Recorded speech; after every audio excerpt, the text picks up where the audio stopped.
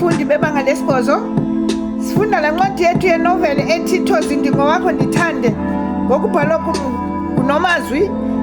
Sike sasihluko sesine esisihlokondaba esithi ayisiso isikolo esi sisixeko sedolophi. Sehlukene noThozama bethunana egqiba ukugraduate ubugqirha bakhe. Masiqhubekeke lidlule nelo itheko.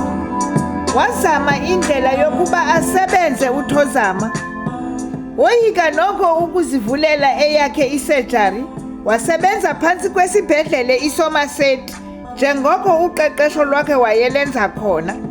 Kwaqala konwatywa ekhaya. Umthwalo wakhaphukhaphu kubazali bakaThozama. Wayebasebenzela abazali bakhe de babuze bona ukuba yena uyazithengela phofu izinto ezintle zokunxiba kuba bafuna abukeleke phakathi kwabanye oogqirha. Phi ke oogqirha ingabantu beuniform nje?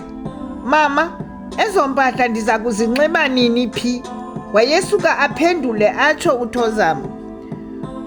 Wayengacingi into uThozama ngaphandle kokuba wayefuna ukonezisa abazali bakhe. Uye wazicelela ukuhlala esibhedlele eNurses Home njengoko wayedla ngokuphuma emsebenzini ukutshona kwelanga. Uthathe ithuba engasagoduki ngenxa yokuxinwa ngumsebenzi nazincwadi kuba kaloku kwakufuneka emana ejonga izinto ezinxulumene nomsebenzi. Khumbula mlesi, lo mntu wayemtsha emsebenzini. Uthe ngenye imini wacinga ukuba makagoduke ayobona umama notata wakhe. Ulonwabo olwalulapho alunganga nto, lolungathethekiyo. Uthe ngecawe wetyu itawuli yakhe emagxeni chu ukusinga elwandle. Uthe ukufaka iinyawo ehamba edlala ngamanzi ewakhaba.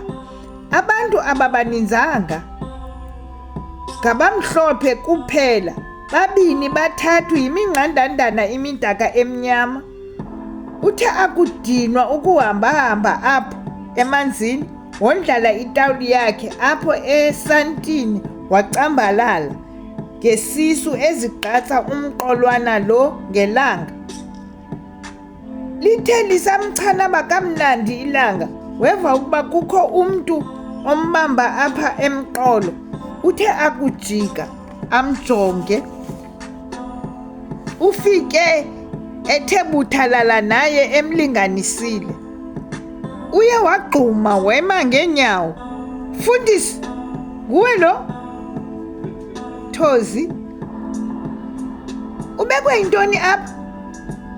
Thozi, lulwandle olu, kwaye sibabalwe thina kuba sihlala ecaleni kolwandle. Ngoko asinaxesha litheni sakucinga, sakuthanda, sikhupha izistress ngokuhamba ecaleni kwalo. Hayi, ndivile, andinakuphinda ndithethe. Kanti ke wena Thozi, ubekwe yintoni gqirha? Incume nje kancinci intombi enkulu yathethela phantsi. Kanene, ndingugqirha. Masiphele apho namhlanje bafundi. Sizawuqhubekeka kwakhona phantsi kwesi sihlokondaba ngexa elizayo. Kamnandi.